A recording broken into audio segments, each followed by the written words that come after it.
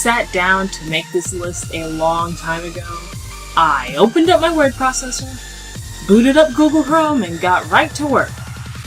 Before I realized something, male video game characters aren't that hot. What I meant by that is, whereas female video game characters have such a diverse selection to pick and choose from, ranging from designed by a 10-year-old boy to discreetly sexy, male video game characters seem to be slimmed down into two categories. Big, rough, beefcake, manly man! Or quiet, sensitive, bichon.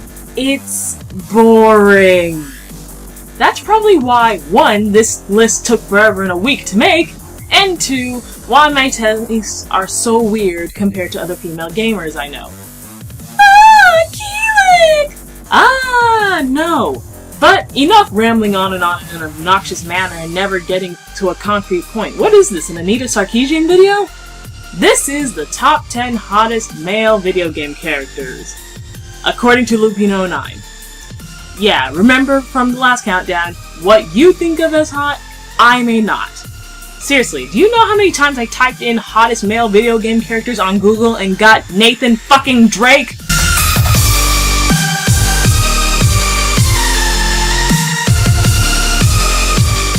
Call me fickle, call me obsessed, whatever, but I love blondes. Not as much as I love redheads, but we'll get to that later. Let's segue into a bit of a confession here, though. For all that I love fighting games, I've never had that much love for Street Fighter. This is unacceptable! However, since I do have a friend who's obsessed with the game as well as the Versus series, I have seen and played a fair portion of it. And when I'm not seeing Ryu, I'm seeing Ken Masters. Ken is very much the American dreamboat. Blonde hair, blue eyes, and muscles from here to Sylvester Stallone. And even though he was originally designed for the purpose of having an American character in the game, I still like him better than Ryu. Just something about that face irks me. And I like the fact that even though they're both highly skilled fighters that could probably kill a man simply by shouting, "Hadouken!", Ken seems like he has more of a light, jovial personality. A worthy contender to start off this list.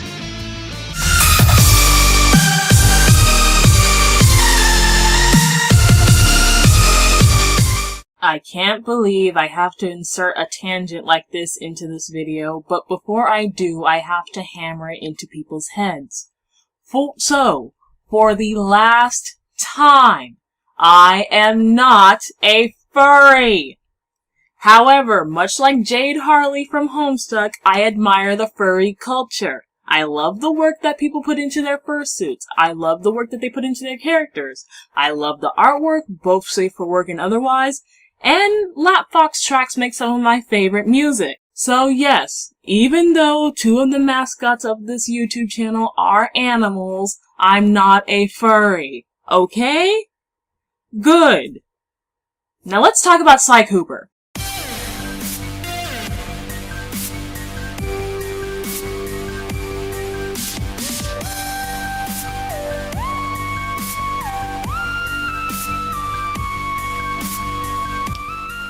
This entry is strictly personality based because ever since I played through the first game in this franchise, I fell in love with Sly as a character.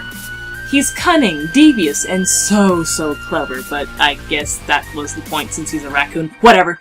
Plus, even though he's an expert thief, he's fiercely loyal to his friends and his love interest. For an anthropomorphic raccoon, he's surprisingly human, feeling love, upholding honor, and expressing grief. He's an actual guy, especially in the context that nowadays men seem to think that when you show emotion of any sort that doesn't equal, "Look at me! I have a dick, therefore I must be a dick!" you're somehow showing a sign of weakness. With all that taken into account, is it any wonder that I'd rather fuck a human version of this than most males that are portrayed in media?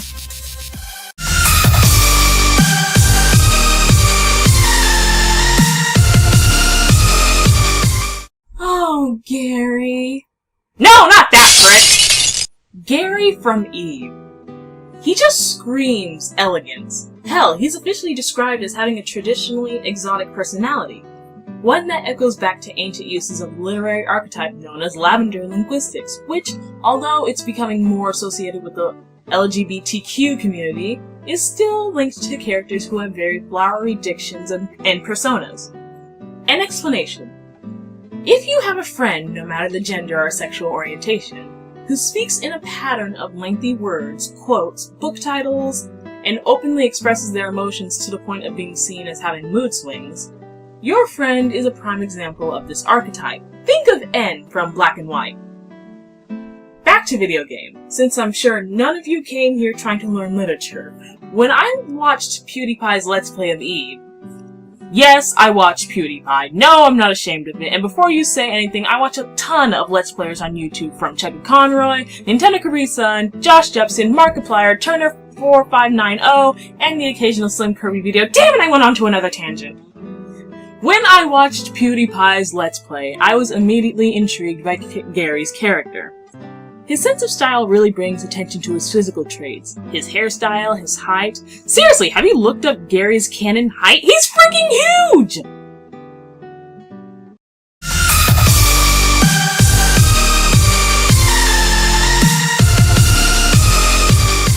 You know, I could really not talk about Dante anymore and live a happy life. However, the title of this video dictates otherwise. So, Dante.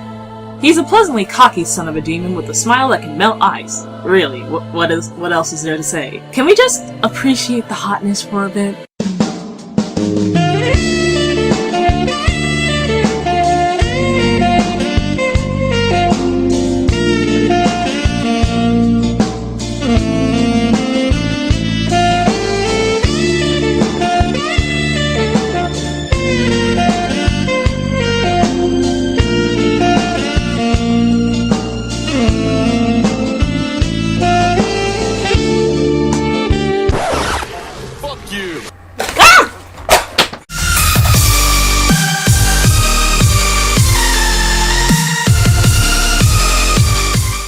I like older men. No, scratch that. I love older men. And as I'm finding out more about my family history, I'm not alone. My father was 11 years older than my mother.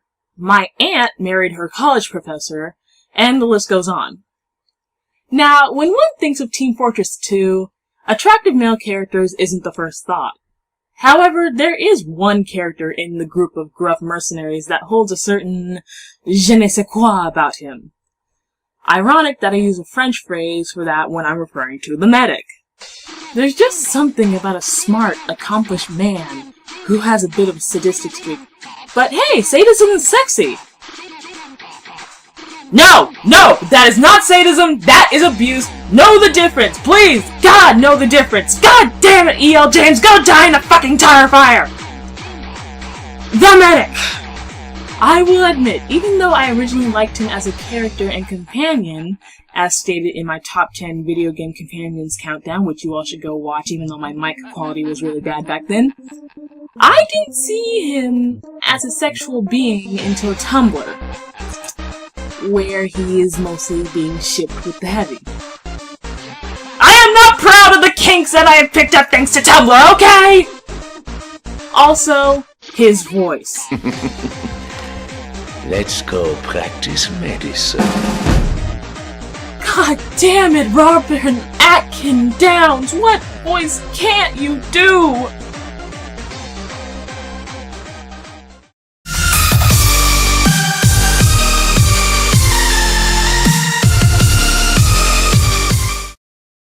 Reason number 1 why Namco's Soul Calibur division can go find each and every cover of Soul Calibur 5 and fuck themselves up the ass with them. Still looking forward to Smash Brothers, by the way. Why? Why? Why? Why? Why did you have to take out Yun-Seong? He was my flame-haired baby in Soul Calibur's 2 through 4. Why did you remove him just for 10 and 20 characters I don't know or care about?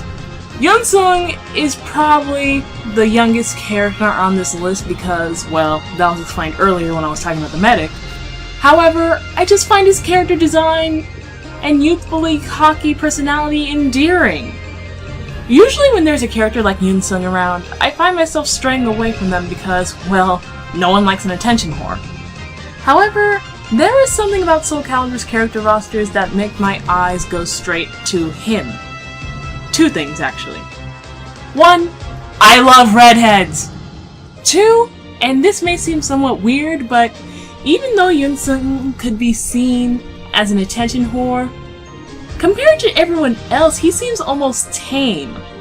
Think about it. Everyone else in Soul Calibur has these big, grandiose storylines and weaponry, and then we have a kid trying to stop a war by finding a sword. Besides all that, look at that face! How can anyone not like him? Well, besides all the damn Keelik fangirls. He's not that cute, ladies. I'm sorry.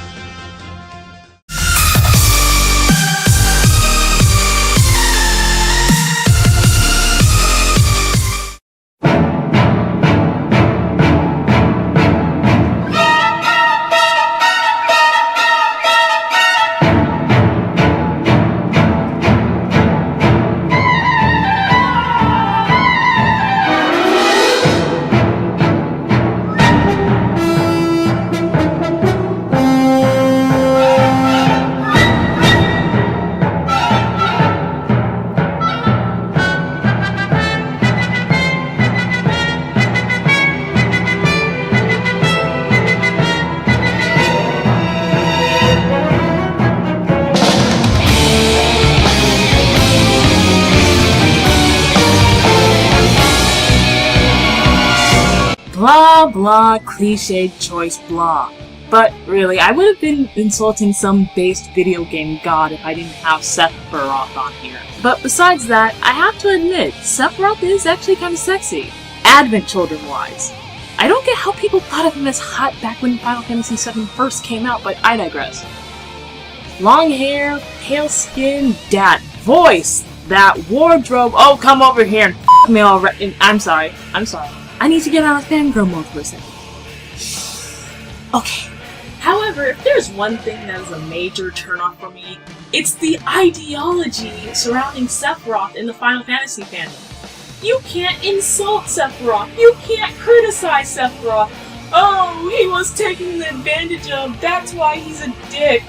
Really? In literature, the rule of thumb is, when you are taken advantage of, you get to kill everyone who took advantage of you. Not the entire race! The thing with Sephiroth is that, for all that he's aesthetically attractive, his canon personality is kind of, well, shit. Actually, no, scratch that. His personality isn't kind of shit, it is shit. When your character's motivations can be summed up in Mom! Mom! Mom! Mommy! Mommy! Mommy! Mama! Something's wrong there. Ironically enough though, the number 3 entry goes to another character from Square Enix's various creations. And here I thought I had gotten over the color pink.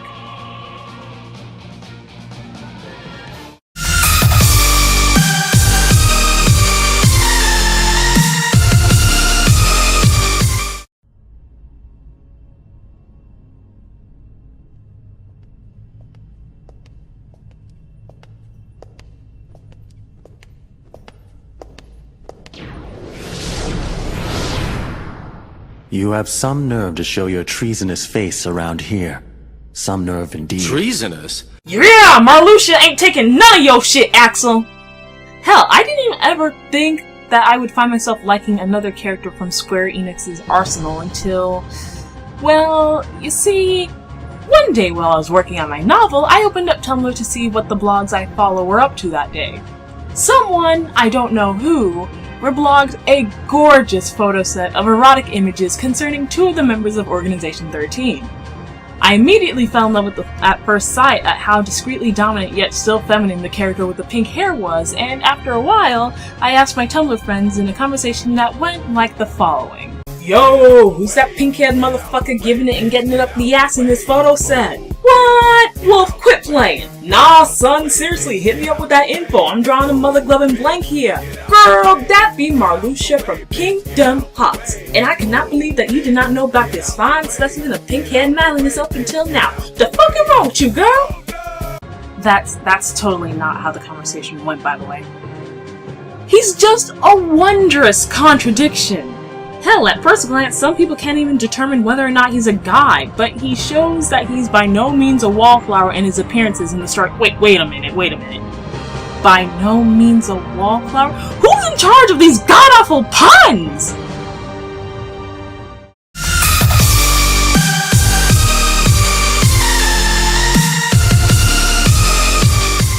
I love his design, I love his hair, I love his persona, I love his presence, I love Demise! One of the best parts of Skyward Sword for me, hands down. And I know that at least half of you are backing away from your viewing devices with an eyebrow raised and your lips mouthing out the words, "What the fuck?" But if you've been subscribed for a while, you know that I think Demise is a hottie. In fact, every time I see him in all his glory, I go all... There is just a certain je ne sais quoi about this guy. In fact, there's a post on Tumblr that has a pretty good summation of half of my feelings here. I'm sorry about the French accent. I quote, "Always reblog Demise's sexy, swishy, flaming hair. Oh my god, it looks like Demise is skating on the water and, like, really gracefully too. Just goes to show that even if you're pure evil, you can still have dainty grace. Yeah, and on top of his beautiful dainty grace, he has manners and shows mercy towards Link and speaks like a well-educated college professor.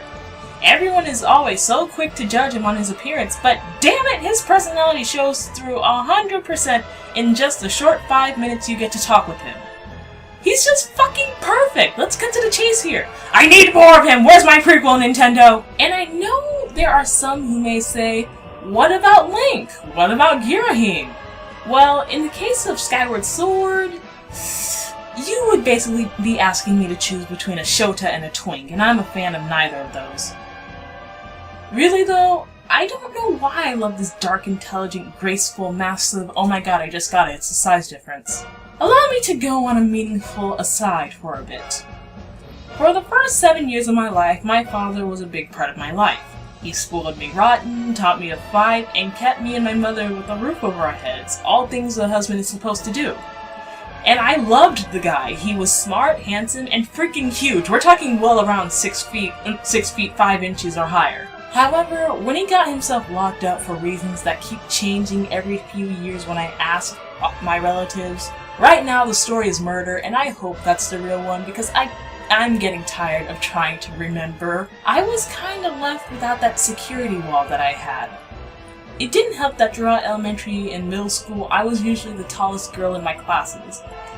I suppose all of this just stems from me wanting to be held and comforted by someone larger than me, a need that manifested itself when my father was in prison. Or I could just be a deviant. Yeah, I'm just a deviant.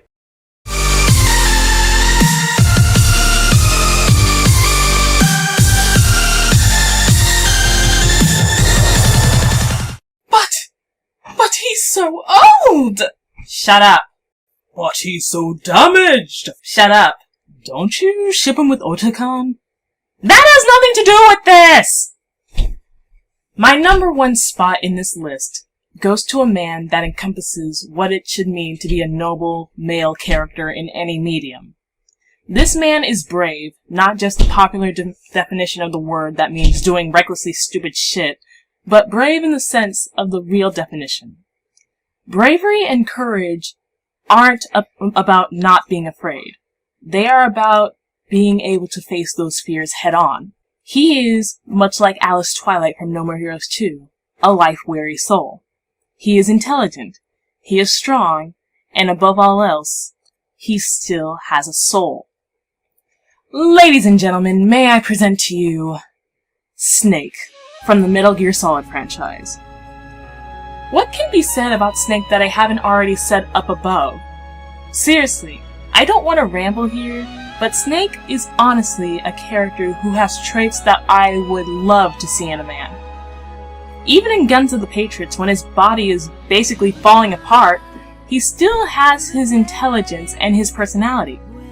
And quite frankly, if you told me that the man I would marry would look this good at around age 70, I would be fucking set for life. Going back to Solid Snake for a bit, I'm sorry. I think I just want to appreciate the hotness for a bit.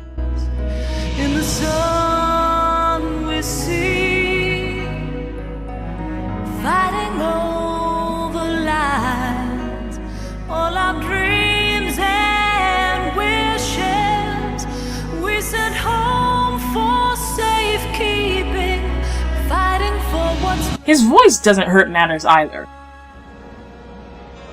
Life isn't just about passing on your genes. We can leave behind much more than just DNA. Through speech, music, literature, and movies, what we've seen, heard, felt, anger, joy, and sorrow. These are the things I will pass on. That's what I live for. We need to pass the torch and let our children read our messy and sad history by its light. We have all the magic of the digital age to do that with. The human race will probably come to an end sometime, and new species may rule over this planet. Earth may not be forever, but we still have the responsibility to leave what traces of life we can. Building the future and keeping the past alive are one and the same thing. I think David Hayter's performance as Snake will go down through gaming history as one of the best performances ever. Whereas the dialogue and actions of Snake in Guns of the Patriots will cause said performance to forever be seen as one of the best endings to a franchise ever. Go back into the corner and pretend that you don't exist. I'm Lupino9, and thanks for watching. I'm going to eat this candy, apparently. I'll take this... Ah, fuck! You all didn't see that.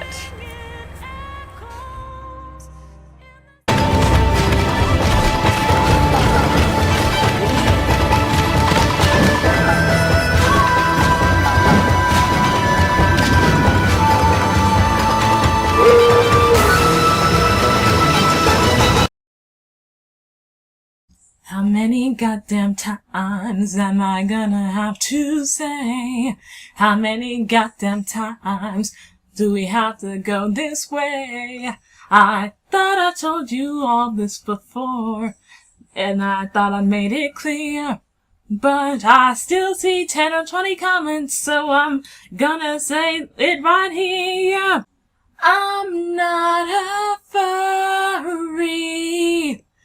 I'm not a furry. I'm not a furry. I'm not a furry. Not that I have any problems with them. Not that I couldn't see Lee joining them, but this really has to stop. I would hope you all would know. And this song is really just falling apart from this point on, so I'm sorry for wasting your time. Got it memorized?